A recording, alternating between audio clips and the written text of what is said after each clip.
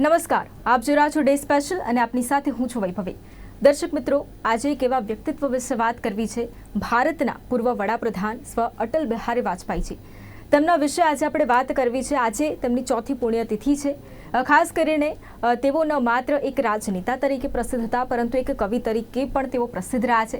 તેની સાથે જ તેમના જો આપણે પોલિટિકલ કરિયરની જો આપણે વાત કરીએ તો આ એક એવું વ્યક્તિત્વ છે કે વિપક્ષી દળો પણ તેટલી જ સરાહના તેમની કરતા હતા। તેની સાથે જ 1957માં અટલજી પ્રથમ ચૂંટણી જીત્યા હતા। તેઓ એક પત્રકારત્વ દુનિયામાં પણ તેઓ તેટલા જ આગળ પડતા હતા। આ સમગ્ર વિશે આજે આપણે ચર્ચા કરવાની છે। ચર્ચામાં મારી સાથે જોડાઈ ગયા છે રાજકીય વિશ્લેષક શિરીષ કાશીકર। આપનું સ્વાગત છે પહેલા તો ચર્ચામાં।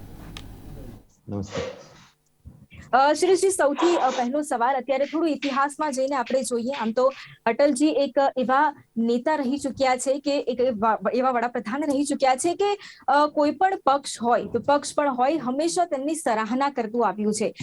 શરૂઆત એક કાર્યકર્તા તરીકે તેઓએ કેવી રીતે કરી, સૌથી પહેલા તો તેના પર નજર કરવી છે। ઇનફેક્ટ અટલજી માટે એવું કહી શકાય કે he was not a politician, he was a statesman. એ એક પ્રખર રાજપુરુષ હતા, રાજકારણી નહોતા। એક રાજકારણી અને એક રાજપુરુષમાં શું ફરક હોય અને શું હોવો જોઈએ, એ જો સમજવું હોય તો અટલજીનું જીવન જે છે એ જોવું પડે।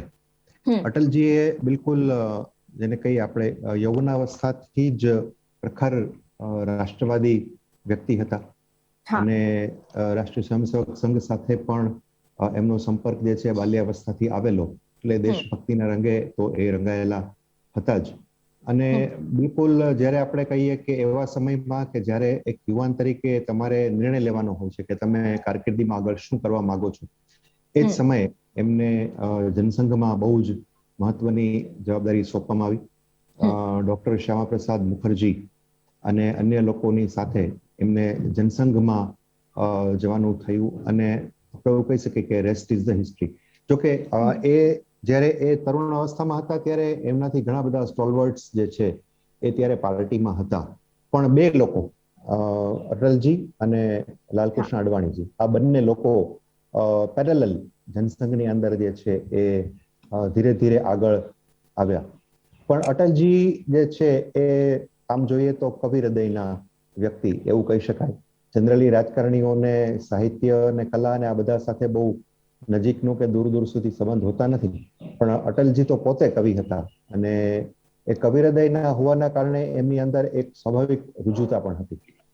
ક્યારેક રાજકારણમાં રહેતા લોકો જે છે એમના માટે એવું કહેવાય છે કે બધા જાડી ચામડીના માણસો હોય છે, પણ અટલજી જે છે એ કંઈક અનોખું વ્યક્તિત્વ હતા। એમણે પોતાની અંદરનો જે કવિ છે એને છેટ સુધી ક્યારેય મરવા દીધો નહીં અને એના પરિણામે જ એમની અંદર જે એક સંવેદનશીલતા હતી, એ સંવેદનશીલતા અને લોકો સાથે સંબંધો કેળવવાની એમની જે શક્તિ હતી, એના કારણે જ તમે જેમ હમણાં કહ્યું એમ વિરોધ પક્ષો પણ ક્યારેય એમને જે છે એ એમને હંમેશા રિસ્પેક્ટ આપતા। એમનું ક્યારેય કોઈ અવમાન ના થાય એવું ક્યારેય વિરોધ પક્ષો પણ કરતા નહીં। એની પાછળનું મોટું કારણ પણ એ જ હતું।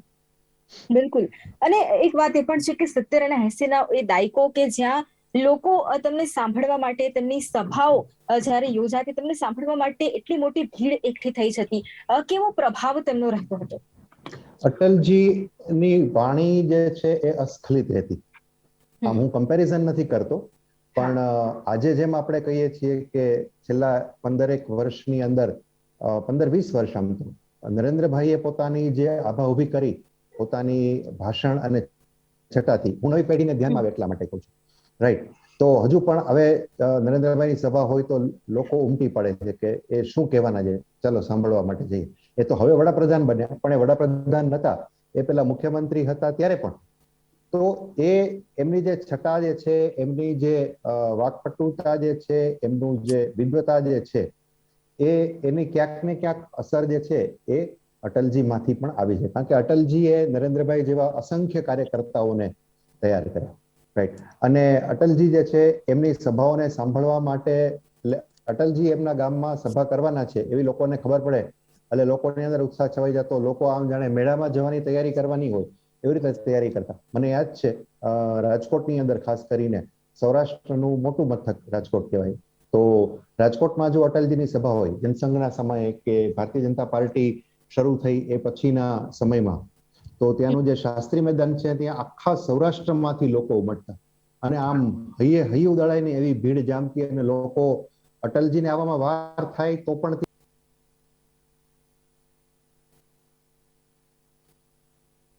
અને અટલજીની પ્રવચન જે છે 20 મિનિટ 25 મિનિટ 30 મિનિટ જેટલું લોકો પેન ડ્રોપ સાયલન્સ એમની વાતને સાંભળે. એટલો બધો એમનો વાણી પ્રવાહ જે છે એ હંમેશા અસ્ખલિત વાણી પ્રવાહ રહેતો. અને એ જે મુદ્દાઓ મૂકતા સ્વાભાવિક છે ત્યારે વિરોધ પક્ષમાં હતા અને ઇન્દિરાજી અને એના પછીના જે કોઈ નેતૃત્વ જે હતું એમની સામે એમને લડવાનું હતું. તો અટલજી જે છે એ બિલકુલ લોકોની સામે લોજિકલ વાત કરતા, ખાલી વાકચાતુર્યની વાત નહીં, લોકોની સામે એવા મુદ્દા મૂકતા કે લોકોના ગળે એ વાત ઉતરે. અને ભારતીય જનતા પાર્ટી કે જનસંઘ એનો જે એજન્ડા હોય એને જે વાત કરવી હોય એ વાત પણ એ બહુ સ્પષ્ટપણે દાખલા, દલીલો, ઉદાહરણો, નાના એનેક્ડોટ્સ, નાની વાર્તાઓને સાંકળી અને એકદમ રસમય શૈલીમાં લોકો સામે મૂકતા, જેનાથી લોકો પ્રભાવિત થતા. એ વાત જુદી છે કે અટલજીનું આ જે ભાષણો અને એમની જે શૈલી છે એ ખૂબ લોકપ્રિય હતી, લોકો એમને સાંભળવા જતા, પણ લાંબા સમય સુધી એ વસ્તુ વોટમાં કન્વર્ટ નથી થઈ. એ પણ આપણે સ્વીકારવું જોયું. પણ એ અટલજીનો કરિશ્મા હતો, આપણે એવું ચોક્કસ. બિલકુલ. અને શ્રીજી ખાસ એક વાત અહીંયા એ પણ છે કે ભારતને પરમાણુ શક્તિ સંપન્ન બનાવવા માટે અટલજીનો જે ફાળો હતો તે ખૂબ જ મહત્વપૂર્ણ હતો. 1998 નો એ પોખરણ વિસ્ફોટ, તેના વિશે શું કહેશો? બિલકુલ. જોવાની ખૂબી તો એ છે કે જ્યારે આપણે એ પ્રોગ્રામ કરી રહ્યા હતા, પોખરણમાં આપણે ન્યુક્લિયર બ્લાસ્ટની તૈયારી કરી રહ્યા હતા, ત્યારે આપણા ઘણા બધા એવા દેશો કે જે આપણે ન્યુક્લિયર ક્લબમાં આવીએ એવું નતા ઈચ્છતા અને જેમણે ઇન્દિરાજીની સરકાર વખતે પણ આપણા ઉપર દબાણ કર્યું હતું કે આપણે ન્યુક્લિયર પ્રોગ્રામ ન કરીએ, અને એને ઇન્દિરાજીએ પણ દાદ નથી આપી. બિલકુલ એ જ રીતે અટલજીએ પણ એને દાદ આપી નહીં. એમણે કહ્યું કે જે કોઈ પણ પ્રેશર હોય આપણે એની સામે ઝૂકવું નથી, આપણે આ કામ કરીશું જ, આપણે ન્યુક્લિયર બ્લાસ્ટ કરીશું જ. અને એમણે બને એટલી ગોપનીયતા રાખી અને એ ન્યુક્લિયર બ્લાસ્ટ આપણે પોખરણમાં કર્યો. અને બ્લાસ્ટ થયા પછી આપણે ન્યુક્લિયર ક્લબમાં તો આવી જ ગયા, પણ પછી એમને ખબર હતી કે શું થવાનું છે. ઘણા બધા દેશોએ, અમેરિકા સહિતના ઘણા બધા દેશોએ આપણા ઉપર ઘણા બધા સેન્કશન્સ મૂક્યા. જેમણે પહેલા ધમકી આપી હતી એ ધમકી ખરી કરી બતાવી, પણ ત્યારે પણ અટલજીએ કહ્યું કે ગમે તે થાય, આ લોકોને પોતાના સેન્કશન્સ પાછા જ લેવા પડશે, કોઈ પ્રતિબંધો નહીં ચાલે, કારણ કે ભારત આજે એવી સ્થિતિમાં છે કે એ કોઈની વાત આપણે માનશું નહીં. અને ખરેખર એવું થયું. 1 થી 1.5 વર્ષની અંદર જે દેશોએ અમેરિકા સહિત આપણા પર જે કોઈ પ્રતિબંધો મૂક્યા હતા, આર્થિક પ્રતિબંધો હોય કે વેપારિક પ્રતિબંધો હોય, એ બધા પ્રતિબંધો પાછા ખેંચી લેવા પડ્યા અને આપણે વટકે સાથે ન્યુક્લિયર ક્લબની અંદર સામેલ થયા. અને એનું સૌથી મોટું જે પરિણામ આવ્યું એ આવ્યું કે પાકિસ્તાન જે નાની વાતોમાં જે છે એ ચંચુપાત કરતું હતું, આપણને ધમકી આપવાનો પ્રયત્ન કરતું હતું, એની બોલતી બંધ થઈ. બિલકુલ. અને અત્યારે પાકિસ્તાનની વાત કરીએ એટલે એક વાત એ પણ છે કે કારગિલ યુદ્ધ અટલજીની સરકાર હતી તે સમયમાં જ થયું હતું અને પાકિસ્તાનને ફરી એક વખત ભારત દ્વારા જવાબ પણ આપવામાં આવ્યો હતો. એ સમયે અટલજીનો અભિગમ કેવો હતો? ઇનફેક્ટ તમને કદાચ ખ્યાલ નહીં હોય, પણ કારગિલ નું જે કન્ફ્લિક્ટ આપણે કહીએ, ફૂલ ફ્લેજ વોર તો નહીં, કારણ કે કારગિલની પહાડી ઉપર આપણી કેટલીક ટુકડીઓ જે છે એમણે પાકિસ્તાનને હંફાવ્યું. પણ એ પહેલા એવી સ્થિતિ ઊભી થયેલી કે ત્યારે અટલજીએ સંસદની અંદર કહેલું કે અબ આર યા પાર કી લડાઈ હોગી. અને એમને એ નક્કી કરી લીધું હતું કે હવે આપણે આ પૂરું કરી દઈશું, પાકિસ્તાનનું પ્રકરણ જે છે એ પૂરું કરી દેવું જોઈએ. કારણ કે ઓલરેડી પાકિસ્તાન આપણને 2 વખત આની પહેલા પણ છંછેડી ચૂક્યું હતું અને બંને વખત આપણા હાથે સખત માર ખાઈને એને પાછા ભાગવું પડ્યું હતું. અને આ ત્રીજું મોટું છમકલું એવું હતું કે જે બધી દુનિયાની નજરે આવ્યું કે એને કારગિલમાં આપણે ચેકપોસ્ટ છે એને લઈ લેવાની જરૂરત કરી હતી. પણ આપણા સૈન્યની અસાધારણ બહાદુરી અને એમાં એક બીજું મહત્વનું ફેક્ટર હતું કે જે બહુ ગવાયેલી અને વગોવાયેલી બોફોર્સ તોપ હતી, જેના કારણે રાજીવ ગાંધી ને વડાપ્રધાન પદ છોડવું પડ્યું હતું ભ્રષ્ટાચારના આક્ષેપોને કારણે. એ બોફોર્સ તોપ અને આપણા સૈનિકો બંને, વાયુસેના અને આર્મી, આ બંનેના જવાનો અધિકારીઓની અસાધારણ બહાદુરી ના કારણે આપણે એક અશક્ય ગણી શકાય, કારણ કે દુશ્મન આપણો ઉપર હતો અને આપણે નીચે હતા સ્ટ્રેટેજિકલી, છતાં આપણે એ ચેકપોસ્ટ આપણે પાછી લીધી, એ લોકોને પાછા એમના દેશમાં તગડી મૂક્યા અને પાકિસ્તાનને આપણે ફરી પાછો એક જે છે એ પાઠ ભણાવ્યો અને એને બહુ સ્પષ્ટ સંદેશો આપ્યો કે ભારતને છંછેડવામાં સાર નથી. જોકે એ જુદી વાત છે કે એ થયા પછી પણ પાકિસ્તાન છમકલા કરતું રહ્યું છે અને આપણે પણ સર્જિકલ સ્ટ્રાઇક્સ કરી અને પાકિસ્તાનને એની ઓકાત બતાવતા રહ્યા છીએ. બિલકુલ. અને ખાસ અત્યારે આપણે ભારતીય જનતા પાર્ટીની વાત કરીએ, અત્યારે તો સમગ્ર આપણે દેશમાં જ ભારતીય જનતા પાર્ટી એક સૌથી મોટા પક્ષ તરીકે છે, પરંતુ અટલજીનો ખૂબ મહત્વપૂર્ણ ફાળો રાષ્ટ્રીય સ્તરે ભારતીય જનતા પાર્ટીનો ઉદય થવા માટે કેટલો મહત્વપૂર્ણ હતો એ સમયગાળો? જુઓ વૈભવી, આમાં એવું છે કે અટલજી એક સ્ટેટ્સમેન હોવાના નાતે એમની અંદર જે નેટવર્કિંગ કેપેસિટી હતી, પહેલું ફર્સ્ટ એનડીએ જ્યારે બન્યું, ઇન્ડિયાના 2 પ્રયોગો નિષ્ફળ ગયેલા, ટૂંકા સમયગાળામાં સરકારો પડી ગયેલી, અટલજીની સરકાર. પણ થર્ડ એનડીએ જ્યારે બન્યું એ પછી 5 વર્ષ એમણે એ ચલાવ્યું. ત્યાં સુધી એમણે ક્યારેય સત્તાનો સ્વાદ ચાખ્યો નહોતો. હા, જનતા સરકાર જ્યારે બની હતી ત્યારે એમાં અટલજી હતા, મંત્રી હતા, પણ it was not the government of led by BJP. એ જનસંઘ અને મોરચાની સરકાર હતી અને એ આખું એક અલગ જ રાજકીય પ્રાણી હતું. પણ જ્યારે એનડીએ બન્યું અને બીજેપીના નેતૃત્વમાં એનડીએ બન્યું ત્યારે પણ બીજેપીની સંખ્યા કમ્પેરેટિવલી ઘણી ઓછી હતી, પણ બાકીના બધા પક્ષો પણ ઘણા હતા. એ બધા પક્ષોને સાથે લઈને ચાલવું અને એમાં સૌથી ખૂબીની વાત એ હતી વૈભવી કે એમાંથી ઘણા બધા પક્ષો જે પહેલા અગાઉ કોંગ્રેસની સાથે જોડાયેલા હતા, કોંગ્રેસની સાથે ગઠબંધનમાં હતા, એ માત્ર ને માત્ર એટલા માટે એનડીએમાં જોડાયા હતા કે એનડીએનું નેતૃત્વ અટલજી કરવાના હતા. એટલો બધો કોન્ફિડન્સ છે એ લોકોને અટલજી ઉપર હતો કે ચાલો અમે વૈચારિક દ્રષ્ટિએ કદાચ કોંગ્રેસની કે લેફ્ટ વિચારધારાના છીએ, પણ અમારે દેશ માટે કે એમના જે કાંઈ રાજકીય કારણો હોય, અમારે આ એનડીએને સમર્થન આપવું છે, તો અટલજી છે એટલે અમે એમને સમર્થન આપીશું. અને એ લોકોએ એટલા માટે એનડીએને સમર્થન આપ્યું. એમાંના એક જયલલિતા પણ હતા કે જેની ચિઠ્ઠી નથી આવી તો 2 દિવસ સુધી આખો દેશ ટેન્શનમાં રહ્યો. ત્રીજા દિવસે જયારે ચિઠ્ઠી આવી ત્યારે અટલજીએ સંસદમાં કહેલું કે ચિઠ્ઠી આવી છે અને પછી સરકાર બની હતી. પણ એ 5 વર્ષ અટલજીએ સરકાર ચલાવી, એમાં પણ એમને ખબર પડી કે આ આખું જે રાજકીય પ્રાણી જે છે એ બહુ વિચિત્ર છે અને એના આધારે જ ભારતીય જનતા પાર્ટીએ પણ પોતાની સ્ટ્રેટેજી નક્કી કરવી પડી કે માત્ર ને માત્ર આવી રીતે કામ કરવાથી કે બીજા પક્ષોના આધારે આપણે ક્યારે પણ સત્તા ઉપર પુનઃ આવી નહીં શકીએ. અને એવું થયું. એના પછી અટલજીની સરકાર ગઈ પછી હવે ઠેઠ આટલા વર્ષો પછી 2014માં ફરીથી જે છે એટલે ઓલમોસ્ટ 16-17 વર્ષ પછી એનડીએ અથવા બીજેપીની કહી શકાય એવી સરકાર આવી છે. પણ એ વચ્ચેના સમયગાળાની અંદર જે કંઈ થયું એમાં કેટલીક મહત્વની જે રાજકીય ઘટનાઓ બની, એમાં એક જે છે એ રામરથ યાત્રા હતી જે લાલકૃષ્ણ અડવાણીજીના નેતૃત્વમાં નીકળી હતી અને નરેન્દ્રભાઈ અહીંથી એનું બધું આયોજન કરેલું. એ એક it was a turning point in the history of Indian politics, right. એના કારણે દેશના જે બહુમતી હિન્દુઓ છે એની અંદર એક નવી ચેતનાનો સંચાર થયેલો, નવી રાજકીય ચેતનાનો સંચાર થયેલો અને એની અસર જે છે એના પછીની તમામ ચૂંટણીઓમાં આપણને જોવા મળેલી. પણ ભારતીય જનતા પાર્ટીને એક સંગઠન તરીકે, કારણ કે કોઈ પણ પાર્ટી જે છે એ માત્ર સરકાર નથી હોતી, એના 2 હિસ્સા હોય છે, સંગઠન અને સરકાર. જ્યારે એ સરકારમાં હોય ત્યારે સંગઠનને પણ એટલું જ મજબૂત રાખવું પડે. અને અટલજીએ જ્યારે આ પદ પર નતા ત્યારે પક્ષના વડા તરીકે પણ ખૂબ જ નેત્રદીપક કામગીરી કરેલ, જેને કારણે ભારતીય જનતા પાર્ટી જે છે એ દેશના ખૂણે ખૂણે પ્રસરી.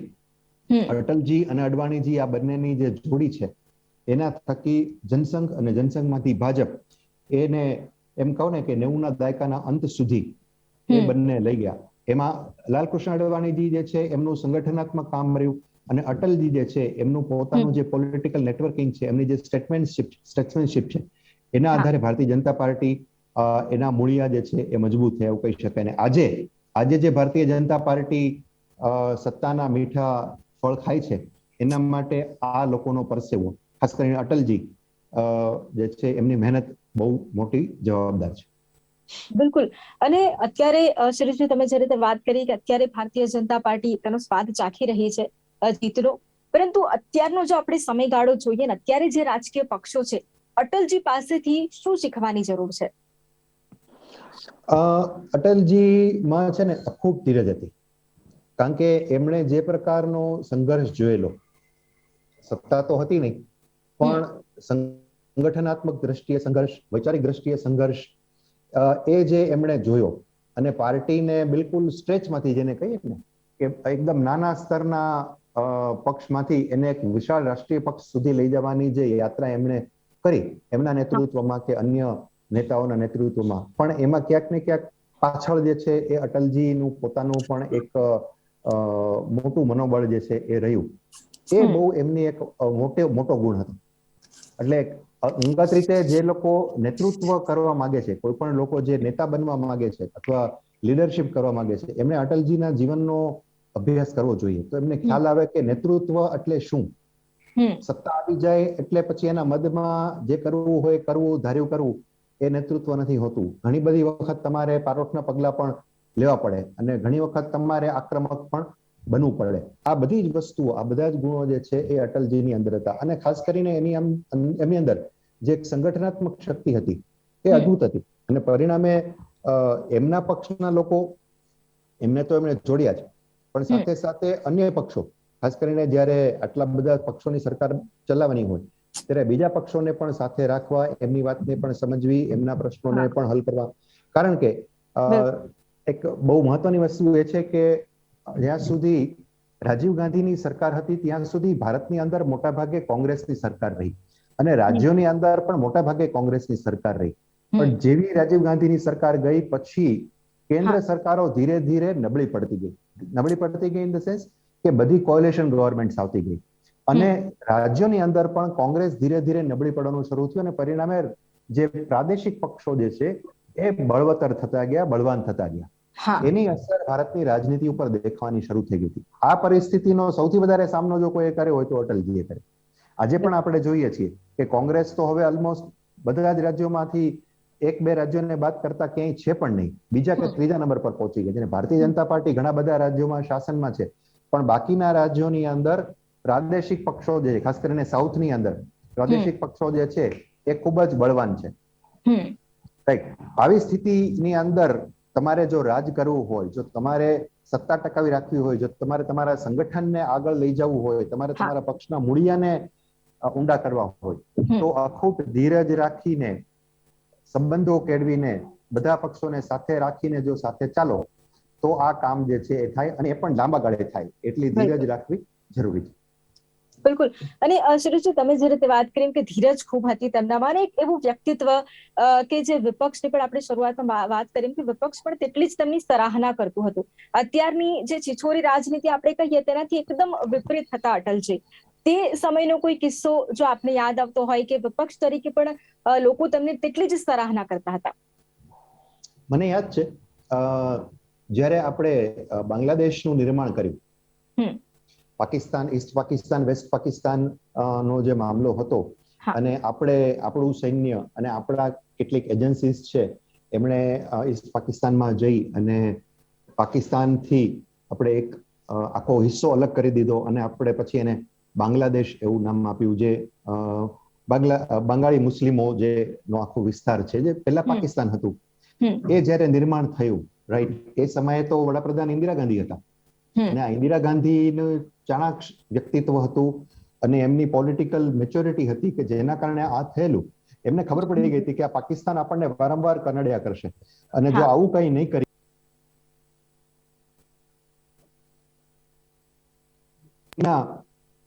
પરિપાક રૂપે આપણે આ કામ કર્યું અને આપણે સફળતાપૂર્વક કર્યું. ત્યારે ઇન્દિરાજીને બિરદાવનારા નેતાઓમાં કોંગ્રેસના નેતાઓની પહેલા અટલજી હતા. અટલજી એમ બિરદાવ્યા હતા કે તમારી આ શક્તિ છે જેના કારણે તમે આ કામ જે છે એ કરી શક્યા છો. તમારી અંદર એક નિર્ણયાત્મકતા છે, તમે એક સારા રાજકીય, ભલે તમારી અને મારી વચ્ચે ઘણા બધા પોલિટિકલ ડિફરન્સીસ છે, વૈચારિક દ્રષ્ટિએ આપણે એકબીજાથી જુદા છીએ, પણ આ જે તમે કામ કર્યું છે આ દેશ હિતમાં કર્યું છે અને હું તમને બિરદાવું છું. તો આવા તો અસંખ્ય પ્રસંગો છે કે જેમાં અટલજીએ વિરોધ પક્ષના લોકો જે છે એમને બિરદાવ્યા હોય. અને વિરોધ પક્ષ તો જે છે એ કોઈ નાની મોટી બાબતોમાં તો કોઈ વિરોધ પક્ષના નેતા અટલજીની સાથે ક્યારેય કોઈ ચડભળમાં ઉતર્યા હોય એવી ઘટનાઓ પણ બનતી નહીં. અટલજી કહે કે નહીં, આમ નહીં, આજ હોવું જોઈએ, તો એ સ્વીકારી લેવાતું. એટલી હદ સુધી જે છે એમનો બધામાં રિસ્પેક્ટ હતો. બિલકુલ. અને સુરેશજી, ખાસ કરીને અટલજીને લોકો અજાત શત્રુ પણ કહેતા હતા. તે સમજવું છે કે શા કારણે લોકો તમને કહેતા હતા. આ જ એની પાછળનું કારણ હતું કે એમની અંદર જે એક શક્તિ હતી બધાને સાથે લઈને ચાલવાની. રાજકારણની અંદર હવે આજે આ ગુણ જે છે એક દુર્લભ થઈ ગયો છે.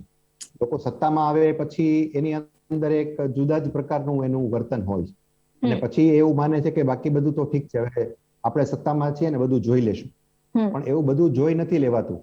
તમે સત્તામાં હો કે સત્તાની બહાર હો, અને ખાસ કરીને તમે રાજકારણમાં હો, ત્યારે તો તમારે દર 5 વર્ષે લોકો તમને કાઢી પણ મૂકે. તો તમે લોકોના નજરમાં તમારી વિચારધારાનું મહત્વ પણ વધારતા રહો, તમારું વ્યક્તિગત રીતે પણ લોકો તમને રિસ્પેક્ટ કરે. એના માટે કન્સિસ્ટન્ટલી તમારે લોકોની વચ્ચે જતા રહેવું પડે, અને લોકોની વચ્ચે રહેવું, લોકોની વચ્ચે તમારી વાત મૂકવી, તમારી જે વિચારધારા છે એ વિચારધારાને કન્સિસ્ટન્ટલી વળગી રહેવું, એ વિચારધારાથી દૂર ન જવું, તો જ લોકો તમને રિસ્પેક્ટ આપે. અને અટલજીએ આ બાબતની અંદર તો નવા માપદંડો જે છે આપણે એવું કહીએ કે સાબિત કર્યા હતા અને મૂક્યા હતા. ઘણી બધી બાબતોમાં એમને પાર્ટીની અંદર, પાર્ટી ફોરમની અંદર ઘણા બધા બાબતોમાં મતભેદ પણ થતા. પણ એ મતભેદો હોવા છતાં જ્યારે એમને કોઈ પાર્ટી તરફથી જવાબદારી સોંપવામાં આવે કે તમારે આ કામ કરવાનું છે, ત્યારે એ કામને એટલી જ નિષ્ઠાથી કરતા જેટલું એક કોઈ નાનો કાર્યકર્તા કરતો. અને એના પરિણામે એમને જે લોકો સાથે એક સંવાદ સેતુ ઉભો કર્યો હતો, એના કારણે હું માનું છું કે એમનું આ વ્યક્તિત્વ જે છે એ આટલું વિરાટ થઈ શક્યું. અને અજાત શત્રુ જે તમે શબ્દ, બહુ સરસ શબ્દ વાપર્યો, એટલા માટે જ એ અજાત શત્રુ મનાતા હતા કે એનો કોઈ શત્રુ નહીં. લોકો એની વાતને માને. ડિફરન્સીસ હોય તો ચર્ચા થાય. એ હંમેશા ચર્ચાને, એક બહુ મહત્વનું ફેક્ટર છે, એ હંમેશા ચર્ચાને માન આપતા કે કોઈ પણ વસ્તુ હોય, come to the table, let's talk, અને જે કઈ પ્રશ્ન હોય એને આપણે એને સોલ્વ કરીએ. મોટા મોટા મુદ્દાઓ તમને યાદ કરાવું, આ કારગિલ થયું એના બિલકુલ થોડા દિવસ પહેલા નવાઝ શરીફ ભારતમાં આવેલા, અને અટલજી અને નવાઝ શરીફે ભારત લાહોર એટલે દિલ્હી લાહોર બસ જે છે એ બસ શરૂ કરેલી. તમને યાદ હોય તો એ બસની અંદર અટલજી પણ આપણી વાઘા બોર્ડર છે ત્યાં સુધી ગયેલા, અને અટલજીને એટલો બધો આનંદ થયેલો કે હું પાકિસ્તાન સાથેના નવા સંબંધોની શરૂઆત કરી રહ્યો છું. રાઈટ. પણ થયું ઉલટું. એ જુદી વાત છે કે નવાઝ શરીફને પણ કદાચ ખબર નથી, અને એમના જનરલ મુશર્રફ છે એમને કારગિલની આ બધી મિસચીફ કરી અને પાકિસ્તાન સાથેના આપણા સંબંધો ફરીથી બગડ્યા. પણ એમણે દુશ્મન ઉપર પણ વિશ્વાસ કરવાની એમનામાં એક શક્તિ હતી, અને દુશ્મનો પણ એમની શક્તિ ઉપર વિશ્વાસ કરતા હતા.